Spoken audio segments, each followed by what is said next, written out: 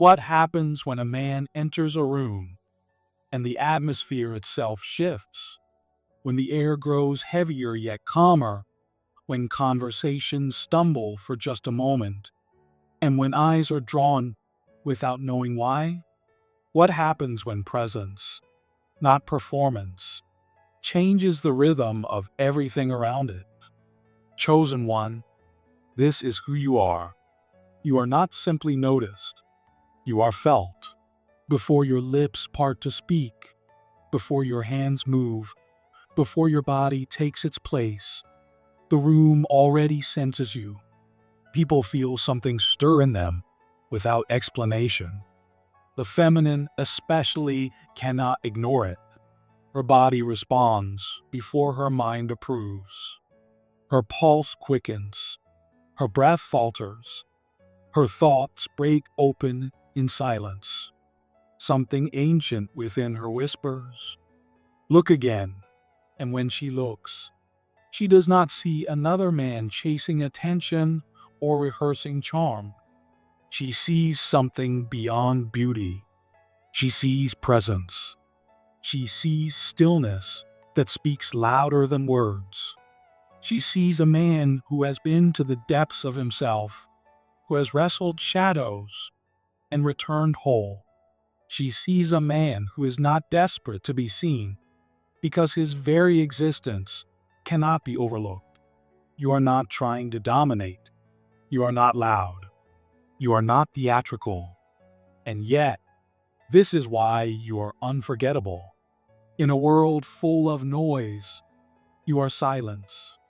In a world addicted to imitation, you are real. And real is the rarest treasure. Real cannot be faked, cannot be copied, cannot be manufactured. And when real appears, everything else fades beside it. Women do not admire you because you perform masculinity. They revere you because you embody it. They feel safety in your stillness. They feel shelter in your silence. They feel awakened in your gravity. You do not chase attention. You do not scatter your energy. You contain it, refine it, carry it like a sacred flame cup in purpose. That is why she stares longer than she means to. That is why even when she looks away, she still feels you. Your beauty is not an image to be remembered. It is an imprint to be carried. Your silence is not emptiness. It is meaning. It bends space around you. It says you have faced fire and not been consumed. You have carried lust without leaking it. You have held power without flaunting it. It is not the absence of words. It is the presence of mastery. It is the weight of a man who has built himself from the inside out and refuses to collapse for applause. You do not perform for validation.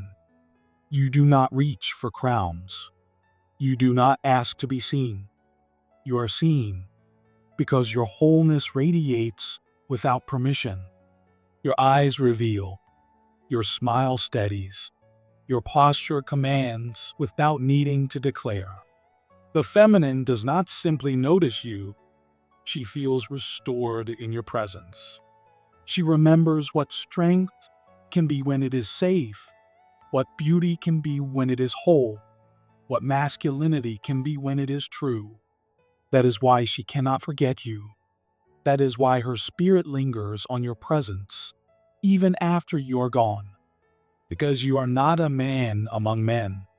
You are the measure. You are not simply admired. You are not merely desired. You are revered. Not because you demanded respect, not because you asked to be seen, but because you became it. You became it through your walk, through your silence, through your wholeness, through the quiet choices no one applauded, through the discipline you gave yourself when no one was watching, through the war you fought within your own soul until the battlefield went still. You didn't rise because you begged for recognition. You rose because you endured, because you chose depth over illusion, because you refused to abandon yourself for acceptance. And now the world sees you differently. Now, when a feminine woman feels her heart stir near a man, her spirit searches for one thing only: is he like him? And when she realizes he is not, she aches again. She aches not for the idea of you, not for the surface of you, but for the essence you carry. She aches for the chosen one, the man who never needed to seduce her to win her, but who stood so rooted, so radiant, that she awakened just by being near. Your eyes no longer scan the world with hunger. They no longer dart to measure, to compare, to consume. They have become slow, steady, and still, not because desire has left you, but because you disciplined it.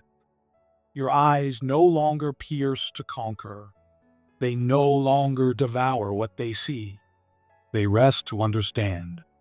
And in that resting, in that sacred stillness of your gaze, something miraculous happens. It becomes a mirror that undoes her.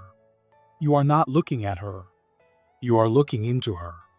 And through that gaze, she feels something she did not expect. She feels reverence. She feels attention transform into communion. There is no hunger in your stare that tries to take. There is no impatience that tries to strip her mystery. You look with presence, not with curiosity for novelty, but with depth that whispers, "I see what others never held long enough to understand." She feels this. Feminine women feel this instantly. Their bodies begin to release tension, not because your eyes flatter them, but because they free them. Your gaze no longer carries the hollow ache of a man trying to fill his void. Your gaze carries the fullness of a man who has filled himself. That fullness makes you rare. You're not using your gaze to seduce, not searching for proof of worth, not wielding vision like a tool. Your gaze has become a blessing. You see her not just in her beauty, but in her contradictions, her tenderness and her chaos, her fire and her fragility. And you do not turn away. You do not flinch. You do not retreat when she reveals what others would judge. You remain open. You remain steady. You remain grounded. Your eyes stay open in front of truth. And because of that, truth itself opens to you. She reveres you now because your gaze does not reduce her, it expands her. It does not devour her, it honors her. You see through the surface, through the layers of makeup, through the projections she wears as armor. You see through her silence, through her laughter, through her disguises. You do not look to control, you look to witness. And that witness is what disarms her. It lets her breathe without guarding herself. It lets her speak without fear. It lets her soften into the full arc of her expression. She doesn't feel judged.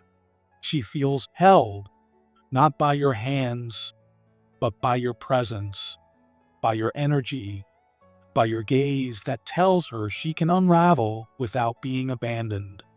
You no longer see with the eyes of a boy hoping to be chosen. You see with the eyes of a man who has already chosen himself. And from that place, you choose others not for how they make you feel, but for how deeply you can meet them in truth. You do not fantasize her. You meet her. You do not mold her. You receive her. You do not chase her. You allow her. And because of this, she reveres you, not in speeches, not in praises, but in silence, in the way her restless fingers still when you are near, in the way her breath deepens without her trying, in the way she dares to be seen by you, even though it terrifies her. Your gaze no longer operates from emptiness. It does not reach out to consume.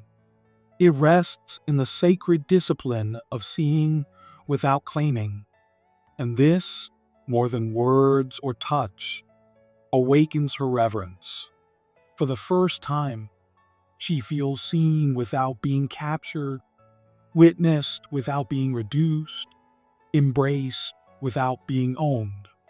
And in that space, she becomes not a role, not a prize, not a mask, but a reflection of the divine. A reflection you recognize, not as fantasy, but as sacred truth. You have become the man whose eyes no longer chase beauty, but whose presence reveals it. And that is why she reveres you, not because of what you seek, but because of how you see. Your presence speaks now before your body even arrives. Your energy moves ahead of you like ripples across still water. It does not shout. It does not push. It simply arrives. And when it does, the atmosphere shifts. Feminine women feel it first, not as thought, but as sensation. Their skin tingles. Their chest stirs. Their breath changes. Their posture loosens. Their soul whispers, something has entered the room. Your sexual energy is no longer scattered. It is no longer spilled in pieces, desperate to be remembered. You no longer leave fragments of yourself in every glance, every interaction. You are remembered now because you are whole. You have gathered yourself. You have crowned your energy with presence. You no longer leak power. You live it. It hums under your skin like a secret song written in a language only souls can understand. You don't need to explain it. You don't need to display it. It is simply there, and they feel it. Their bodies respond before their minds do. Their breath catches. Their voice lowers. Their movements slow. Not out of submission, but out of recognition. Because you are no longer a man searching. You are a field. You are not a concept, not an idea. You are a vibration. And in this vibration, masks fall away, lies dissolve, games collapse. Women do not revere you because you've perfected appearance. They revere you because your presence has no disguise. You stand whole, awake, unhurried. And in that rare encounter, they remember what they forgot. That truth feels like safety. That a man can feel like stillness. That the masculine can feel like home. You are magnetic not because you intoxicate with mystery, but because you soothe with clarity. You are unforgettable not because you excite with chaos, but because you ground with peace. You are not revered because you take, but because you withhold nothing essential. You no longer barter with desire. You no longer bait with attention. You give your presence cleanly, without hooks, without hidden contracts. And that is why they cannot forget you. You no longer intoxicate with illusions. You stabilize with reality. You are not remembered for your noise, but for your silence. Not for your performance, but for your stillness. Not for what you showed, but for how the room felt after you left. Women remember you not because you touched them, but because your presence touched the air they breathed. Because your energy entered their lungs. Because your stillness quieted their chaos. because their bodies remembered what reverence feels like. This is the highest form of masculinity, not the force that moves mountains through violence, but the presence that makes mountains rest secure. Not the noise that drowns out others, but the silence that shifts them without a word. You no longer touch everything to change it. You arrive, and everything changes around you. You are untouchable, yet unforgettable. Silent, yet thunderous. Still, yet alive with power. For what echoes from you now is not noise. It is thunder without sound, a tremor without movement, a presence that shakes the ground without lifting its voice. Not charisma, not bravado, not flirtation. Something older, something deeper, something you earned in silence. The war you fought within yourself and won. The war where you refused to abandon your truth for acceptance. The war where you mastered your longing instead of being enslaved by it. The war where you carved depth into every breath instead of chasing shallow highs. And because you won that war, you walk as one who is whole, one who carries fullness instead of emptiness, reverence instead of hunger, depth instead of noise. Now, when you enter a room, you don't just change the atmosphere, you change the memory of the place. Long after you leave, people still recalibrate themselves around your absence. Women, especially. They wonder why their pulse raced, then softened, why their breath deepened without knowing why, why their minds drifted not to fantasy, but to something eternal. You did not touch them, you did not speak, yet your presence moved through them. Your energy filled their lungs. Your silence stirred their souls. They felt the remembrance of something ancient, the memory of what it means to be near unshakable masculine embodiment. This is why they revere you now, chosen one, not because of what you chase, but because of what you no longer chase, not because of what you demand, but because of what you already are, not because of what you take, but because of what you hold. You are not magnetic because you consume. You are magnetic because you free. You are not unforgettable because you impress. You are unforgettable because you stabilize. You are not sacred because you perform. You are sacred because you exist in alignment. You have become the man whose gaze honors rather than devours, whose energy invites rather than invades, whose presence transforms not by force, but by being.